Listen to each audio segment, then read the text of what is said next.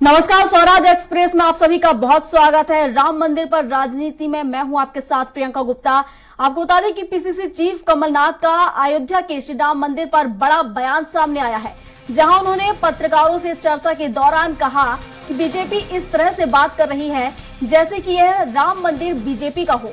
राम मंदिर हमारे देश का मंदिर है, हमारे सनातन धर्म का बहुत बड़ा धर्म चिन्ह है, ये किसी पार्टी का मंदिर नहीं है। तो बड़ा ट्वीट आपको बता रहे हैं, जहां पीसीसी चीफ कमलनाथ ने ट्वीट किया है, राम मंदिर को अपना मंदिर बताने में भाजपा जुटी हुई है। ये पीसीसी चीफ कमलनाथ का ट्वीट है, जिन्होंने लिखा है कि राम मंदिर पर अब देखा जाए तो क्या सिर्फ बीजेपी का हक है। जिस तरीके से राम मंदिर पर यहां पर निमंत्रण दिया गया, उसको लेकर कहीं ना कहीं बयानबाजी शुरू हो गई है। राम मंदिर क्या भाजपा का मंदिर है? ये ट्वीट पीसीसी चीफ कमलनाथ ने किया है।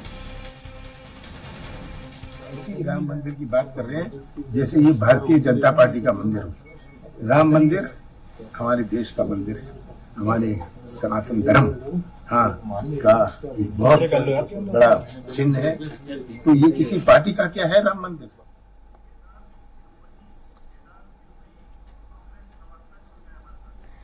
और केदार शिरोही कांग्रेस प्रवक्ता हमारे साथ जुड़ चुके हैं, और इसी के साथ ही नेहा बग्गा बीजेपी प्रवक्ता हमारे साथ जुड़ेंगी।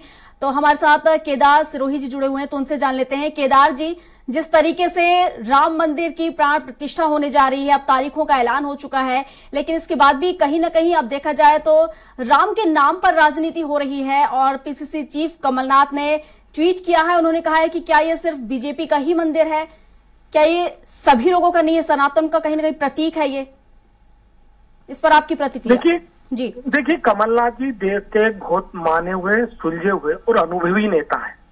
उन्हें मालूम है कि राजनीति क्या है, धर्म क्या है और आर्थिक क्षेत्र क्या है। तीनों क्षेत्रों का एक अलग अलग महत्व है, सबके अलग अलग काम है, सबकी अपनी अपनी एक महत्वता है। अब अगर हम किसी चीज को एक दूसरे में मिक्स करते हैं तो उसके परिणाम सुखद नहीं आते। आज देखिए, देश में जो हमारी सबकी भावना है वो भगवान के प्रति है। जैसे मैं हिंदू धर्म से हूँ तो मेरे घर में मेरे भगवान हैं, मैं उनकी आराधना करता हूँ, पूजा करता हूँ। ये मेरा एक विशेष अधिकार है, व्यक्तिगत अधिकार है मेरे धर्म का, मेरे लिए। इसी तरीके से भगवान पर सबका हक है और भगवान का सब पर आशीर्वाद है। ये जो जीवन चल रहा है ना, सांसें चल रही है, चाहे मेरी हो, आपकी हो और किसी की भी हो, ये सबके अपने अपने प्रभु की कृपा से चल रही है। तो मुझे नहीं लगता कि राजनीति में भगवान को लाना चाहिए। देखिए, भगवान क्या चाहते हैं? भगवान मर्यादा पुरुषोत्तम राम ये चाहते हैं कि जिस भी क्षेत्र में जो लोग हैं उनके लिए वहां पर उनकी बेटियां सुरक्षित हो, उनके लोगों के साथ न्याय हो, वहां के लोगों के घर में सुख समृद्धि आए, उन लोगों के पास में खाने का राशन हो, बीमार पड़े तो दवाई हो, किसी भी तरीके का भय भ्रष्टाचार ना हो। एक राम राज्य की परिकल्पना की बात को भगवान राम कर रहे हैं। उनने अपने उसमें जीवन में उनकी जो हम उनको आदर्श मानते हैं भगवान को, तो उसी के लिए मानते हैं। आज मध्य प्रदेश में शिवराज जी की स्थिति क्या है? मंदिर कहाँ बन रहा है? वहां बन रहा है, यूपी में बन रहा है। हम सबका केंद्र बिंदु है, हमारी आराधना का केंद्र बिंदु है, वो वहां पर है। अभी यहाँ पर समय क्या चल रहा है? चुनाव का समय चल रहा है। यहाँ पर बात शिवराज जी ने क्या करनी चाहिए कि मध्य प्रदेश में किसानों की आत्महत्या क्यों हो रही है। यहाँ पर बात करनी चाहिए कि नौजवान जो लड़के हैं, लड़कियां हैं, जो कॉलेजों में हैं, जो कंपटीशन एग्जाम की तैयारी कर रहे हैं, वो किराए के कमरों में रह रहे हैं, वहां सुसाइड क्यों कर रहे हैं? मजदूर पलायन क्यों कर रहा है? मजदूर आत्महत्या क्यों कर रहा है? बड़े बड़े इंडस्ट्री वाले लोग मध्य प्रदेश को छोड़कर क्यों जा रहे हैं? सवाल यहाँ है, मध्य प्रदेश के ऊपर कर्जा क्यों आया? ये लोग जहाँ जो उनका काम है उस काम को करने में असमर्थ है। ये हमेशा मुखौटों की राजनीति करते हैं। इनके पास अभी वर्तमान में प्रदेश का जो स्ट्रक्चर बिगाड़ा है, इसके ऊपर इनके पास कोई जवाब नहीं, इसलिए धर्म की बात कर। बिल्कुल केदार जी, जिस तरीके से हमारे साथ नेहा जी भी जुड़ी हुई है, तो नेहा जी से जान लेते हैं। नेहा जी, आपने सुना केदार जी का क्या कुछ कहना है?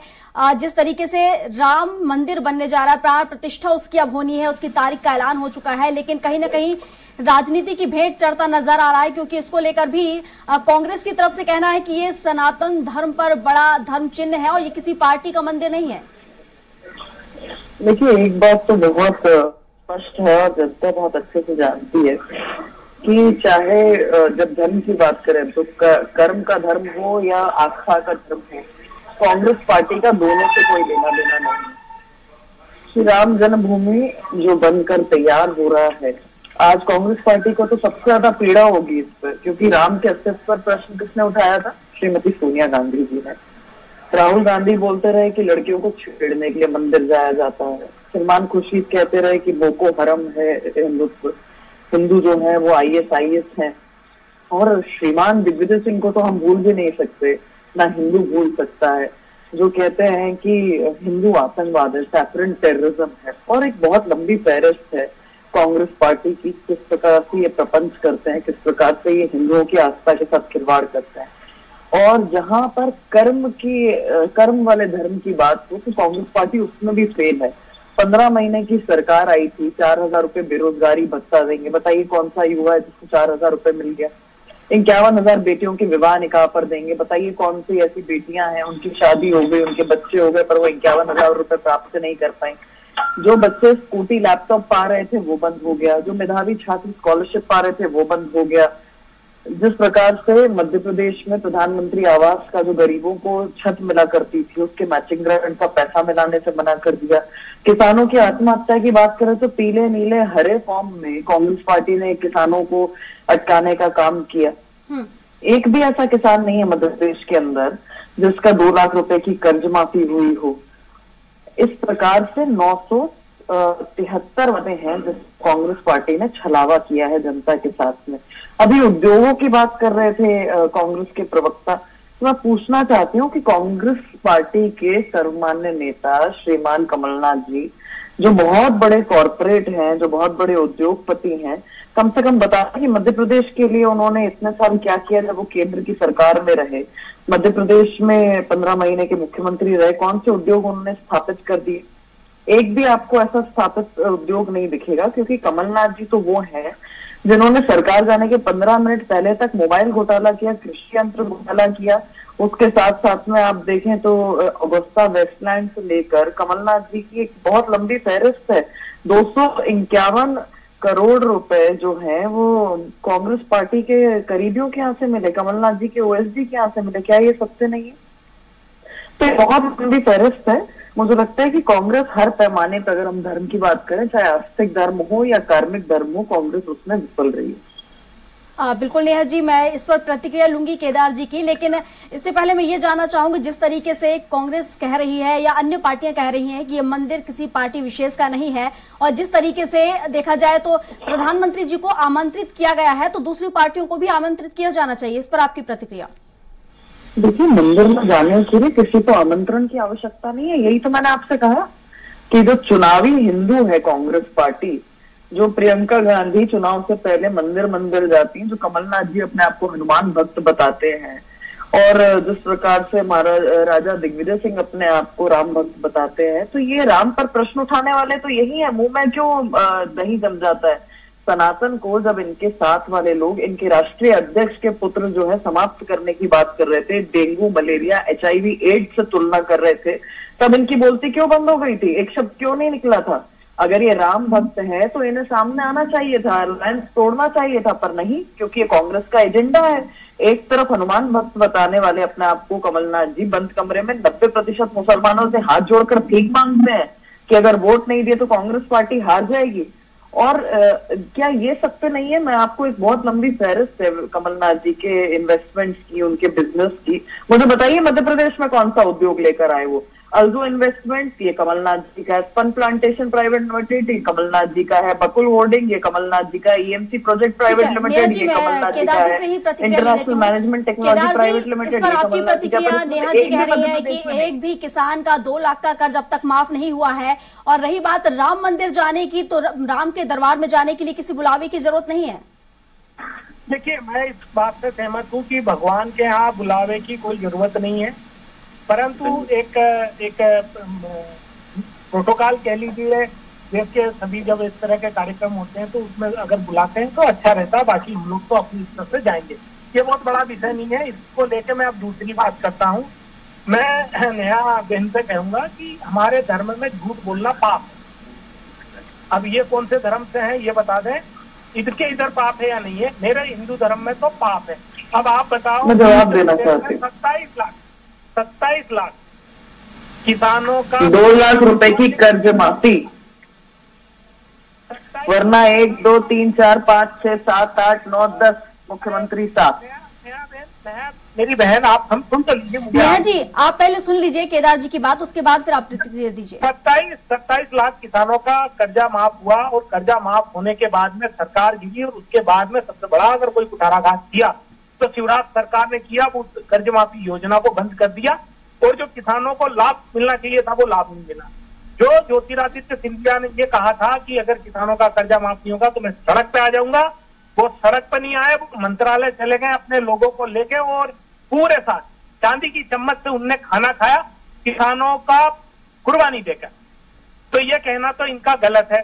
दूसरी बात इनने कही कि मध्य प्रदेश में कमलनाथ जी ने क्या कहा। नेहा जी को बहुत अच्छे से मालूम है, वो मुझसे ज्यादा अध्ययन करती, ये भी मुझे मालूम है। उनको पूरा बड़ा अनुभव है उनको, और उनका जो अनुभव है उस पर मुझे ये कहना है कि उनको ये पता करना चाहिए कि मध्य प्रदेश में जो सोयाबीन की क्रॉप है उसको लाने वाले मध्य प्रदेश में कमलनाथ जी है। कमलनाथ जी ने सोया प्रोजेक्ट के तहत, ऑयल सीड मिशन के तहत मध्य प्रदेश में सोया की क्रॉप लाए, और उसी के कारण मध्य प्रदेश सोया स्टेट बना, और सोयाबीन की जितनी भी इंडस्ट्री है वो यहाँ पर लगी। अब सवाल मैं इनसे पूछता हूँ कि अभी आपके जो मुख्यमंत्री हैं उन्होंने अपनी 1-2 कंपनियों के अलावा यहाँ मध्य प्रदेश में क्या सेटअप किया? किस रोड पे आपको चिमनी से धुआं निकलता दिखता है, ये बता दीजिए मुझे। कहाँ ऐसा रोड है जहां पर 6 बजे आप सड़क से निकल रहे हो तो मजदूरों को आने का, लोगों को काम करते घर आने का, लौटने का आपने कोई पिक्चर देखा हो? कहीं पर कोई भी इंडस्ट्री शिवराज सरकार में नहीं लगी, और उल्टा दमन हुआ है, अत्याचार हुआ है। आज पूरे मध्य प्रदेश में 50% कमीशन की सरकार का नारा चल रहा है, पैसे दो काम कराओ। आज तमाम भाजपा के जो नेता है, जो अच्छे परिवार से लोग थे, वो भाजपा छोड़ गए हैं। कोई इनकी रीति नीति पर नहीं है। लोग कह रहे हैं कि जो दीनदयाल उपाध्याय जी के जो सोच थी उस सोच के अनुरूप अब भाजपा नहीं है। और आज की तारीख में जो भाजपा है वो बिजनेस ओरिएंटेड हो गई है, बिजनेस पॉलिटिक्स करने वाली पार्टी हो गई है। इनके पास सोशल जस्टिस का कोई बात नहीं बचा है, सोशल वेलफेयर का कोई बात नहीं बचा है, सोशल सिक्योरिटी का कोई बात नहीं बचा है। ये तमाम तरह के झूठ बोलना, आरोप लगाना, मन घड़त बातें करना, इनके अलावा कोई काम नहीं है। मध्य प्रदेश की जनता ने तय कर लिया है, भाजपा की विदाई है। अब नो डाउट भाजपा आउट का नारा जो है वो पूरे मध्य प्रदेश में चल चुका है। नो डाउट भाजपा आउट, पूरी जगह से ये बातें आ रही है। इसलिए भाजपा में बौखलाहट है, भाजपा में घबराहट है। इसलिए घबराहट है कि इन्होंने जो लोगों का पीडीएस में घोटाला हुआ, अस्पताल में घोटाला हुआ है, आंगनबाड़ी में जो बच्चों के लिए खाना जाता है उसमें घोटाला हुआ है। ये हर जगह जो घोटाले, ऐसी जगह घोटाले हुए जहां पर अंत्योदय की बात करने वाली पार्टी को घर से आगे बढ़कर सेवा करनी चाहिए। जिन लोगों ने सरकार चुनी, जिन लोगों ने एक उम्मीद के साथ सरकार चुनी थी, उस सरकार को इन लोगों ने गिराकर सौदेबाजी का काम किया, और पूरी जगह सिर्फ और सिर्फ सत्ता के माध्यम से पैसे कमाने का काम किया, सेवा नहीं किए। ये एक सबसे बड़ा दुर्भाग्य रहा। बिल्कुल नेहा जी, अब आपका जवाब। हालांकि ये हमने भी देखा कि जिस तरीके से महंगाई, बेरोजगारी और भ्रष्टाचार लगातार बढ़ता जा रहा है, आम जनता महंगाई बेरोजगारी से परेशान है। आपकी प्रतिक्रिया? देखिए, एक तरफ भारतीय जनता पार्टी की कमाओ और सीखो योजना है, दूसरी ओर आज जहां पर 11 महीने से अधिक हिमाचल की सरकार को बने हो गया है, ओवरड्राफ्ट हो रहा है और सरकार चल नहीं पा रही, अधिकारी कर्मचारियों के पिछले 8 महीने से पैसे नहीं दिए। दूसरी महत्वपूर्ण बात कि मध्य प्रदेश में 4,000 रुपए बेरोजगारी भत्ता कौन से युवा को दिया था, एक का नाम बता दूं। पर मध्य प्रदेश की सरकार ने आदिवासी अंचल के आप युवाओं को देखिए, उन्हें डोर टू डोर राशन वितरण की जिम्मेदारी देके उनके घर में कमाई का काम शुरू किया। दूसरी बात कि मैंने पूछा कि एक बहुत लंबी फहरिस्त है आपके विजनरी उद्योगपति कमलनाथ जी की, और फिर से दोहरा देती हूँ कि जिस प्रकार से स्पन प्लांटेशन प्राइवेट लिमिटेड, अल्जो investment private limited, Nakul security private limited, Bakul coating private limited, EMC project private limited, international management technology private limited, spun air private limited, century trading private limited, Shakha properties private limited, और कितना बताऊं कि कमलनाथ जी आपके जो उद्योग देश में विदेश में स्थापित है, मध्य प्रदेश में एक भी क्यों नहीं आप कर पाए अपने 45 साल के इस कॉर्पोरेट जीवन में। जब आप केंद्रीय मंत्री रहे, जब आप मध्य प्रदेश के विधायक रहे, जब आप मध्य प्रदेश के मुख्यमंत्री रहे, ये कुछ भी मध्य प्रदेश में क्यों नहीं आ पाया? ये विभिन्न जगहों पर गया पर मध्य प्रदेश क्यों नहीं आया? ये मंशा दिखाता है कमलनाथ जी की, ये कपट दिखाता है कमलनाथ जी के अंदर। आज भारतीय जनता पार्टी ने क्या किया? महिलाओं को आर्थिक, सामाजिक और साथ साथ में राजनीतिक तौर पर सशक्त करने का काम किया। आज भारतीय जनता पार्टी महिलाओं को 1250 रुपए लाडली बहना के तहत प्रति माह दे रही है। 45 लाख लाडली लक्ष्मियां हैं जिनको भ्रूण में मार दिया जाता था, जिसको श्रीमान दिग्विजय सिंह ने परसों कहा था कि ये सब तो फालतू चीजें हैं, क्योंकि उस समय भ्रूण में हत्या इसी प्रकार से बेटियों की आपके शासन में हुआ करती थी, जो आज 1000 पे 970 पहुंच गई है, जो 912 थी। ये अंतर लाने का काम भारतीय जनता पार्टी की शिवराज जी की सरकार ने किया है। आज 46 लाख बहनें जो हैं मध्य प्रदेश की स्व सहायता समूह से जुड़कर हजारों से लेकर लाखों रुपए कमा रही हैं। और आप लोग को तो शर्म आनी चाहिए कि G20 जब देश के अंदर हुआ, आज आदिवासी बहनों ने जो करोड़ों रुपए अपने कोदो, कुटकी और मोटा अनाज वहां पर वितरित कर जो विश्व में नाम कमाने का काम किया है, इसका प्लेटफॉर्म भारतीय जनता पार्टी ने उपलब्ध कराया। आपकी भी 60 साल केंद्र में सरकार रही, पर इन आदिवासी अंचल के ना अनाज को जगह मिली, ना इंसानों को जगह मिली, ना बहनों को जगह मिली, ना युवाओं को जगह मिली। और आप किससे प्रतिनिधित्व कराते हैं? आदिवासी अंचल का उमंग सिंघार से। जब प्रियंका गांधी आती, वो उमंग सिंघार जो 1 नहीं, 2 नहीं, 3 नहीं, 4-4, 5-5 महिलाओं के शोषण का आरोपी हो, जिसके घर में स्वयं महिला आत्महत्या कर रही हो, प्रकरण दर्ज करा रही हो, तो ये कांग्रेस पार्टी का चरित्र है। आज जब चुनाव सिर पर है तो प्रियंका, जिस प्रकार से कांग्रेस पार्टी ने अपने 40 से 50 लोग ऐसे टिकट जिनको दिया है, जिसमें सिद्धार्थ कुशवाहा है, बैजनाथ कुशवाहा है, और जिसमें सुरेश राजे हैं, हेमंत कटारे हैं, रेप, हत्या, लूटमार, 10,000 रुपए का इनामी, करण मोरवाल के पिताजी मुरली मोरवाल, जिसने आपकी ही पार्टी की महिला के साथ में शोषण, रेप किया हो, आप उनको सजाकर टिकट दे रहे हैं, उनको पुरस्कृत कर रहे हैं कि उन्होंने समाज में जो है एक महिला विरोधी और जिस प्रकार से गुंडागर्दी और अपराध का वातावरण बनाया था, ये कांग्रेस पार्टी की असल पहचान है। इसीलिए मैं आपसे कह रही हूँ कि मुद्दों पर जाएंगे ना तो राम राज्य के आसपास छू भी नहीं पाएंगे। बिल्कुल, जैसा कि आपने अभी जैसा कि अभी आपने बात किया है बेरोजगारी भत्ता का, आपको नहीं लगता कि बहुत कम समय था कांग्रेस सरकार के पास, क्योंकि 15 महीने ही उनकी सरकार रही, किसी कारणवश गिर गई, और उस समय में भी कोरोना काल चल रहा था, और जैसा कि बलात्कार की बात आपने कही है, तो अगर हम हाल ही में देखें तो छोटी छोटी बच्चियों के साथ दुष्कर्म जैसी घटनाएं हुई हैं, तो आपको नहीं लगता कि आप जो अभी भी दुष्कर्म के मामले अभी भी लगातार बरकरार हैं? अभी भी कोई कमी नहीं आई है? पहला ही राज्य रहा जिसने देश में फांसी का प्रावधान किया, पर कभी भी दुष्कर्म के आरोपी को भारतीय जनता पार्टी ने इस प्रकार से टिकट देके मध्य प्रदेश के चुनाव में नहीं उतारा जो कांग्रेस पार्टी ने किया। पूछिए ना हेमंत कटारे पे बलात्कार और हत्या का आरोप है कि नहीं है? पूछिए सिद्धार्थ कुशवाहा ने शराब पीकर ट्रेन में महिला के साथ छेड़खानी की है कि नहीं? पूछिए बैजनाथ कुशवाहा ने अपनी ही भाभी की हत्या की है कि नहीं? ये प्रकरण चल रहे हैं, इसलिए चल रहे हैं क्योंकि मध्य प्रदेश की सरकार ने तत्काल कार्रवाई करके इनको जेल के पीछे भेजा था, इनको सलाखों के पीछे भेजा था, पर कांग्रेस पार्टी ने इन्हीं लोगों को प्रत्याशी बनाकर जिस प्रकार से अपना महिला विरोधी चेहरा दिखाया है, क्या ये सच नहीं है कि कपिध्वज सिंह जो कांग्रेस पार्टी के कैंडिडेट है वो 10,000 रुपए के इनामी रहे हैं? क्या ये सत्य नहीं है? क्या ये जी जवाब दे रहे हैं केदार जी? आपराधिक प्रकरण दर्ज है जी। मैं आपसे पूछना चाहता हूँ कि आपने इतने अच्छे काम किए हैं, तो काम करने के बाद मध्य प्रदेश की धरती पर दिखना चाहिए। जो शोषणकारी है दिखेगा, 3 दिसंबर को आपको दिखेगा। कब दिखेगा? 20 साल हो गए बहन, आपको 20 साल सत्ता में हो गए मेरी बहन, उसके बाद भी अभी तक नहीं दिख रहा। लॉ एंड ऑर्डर पूरे मध्य प्रदेश में जनता दिखाएगी 3 दिसंबर को। ठीक है नेहा जी, केदार जी, मैं आपको यही धन्यवाद देना चाहूंगी। इस समय की थोड़ी पाबंदी है, शुक्रिया आप दोनों का हमारे साथ जुड़ने के लिए। और इसी के साथ बुलेटिन में अभी के लिए बस इतना ही। अधिक जानकारी के लिए आप बने रहिए हमारे साथ और देखते रहिए स्वराज एक्सप्रेस। नमस्कार।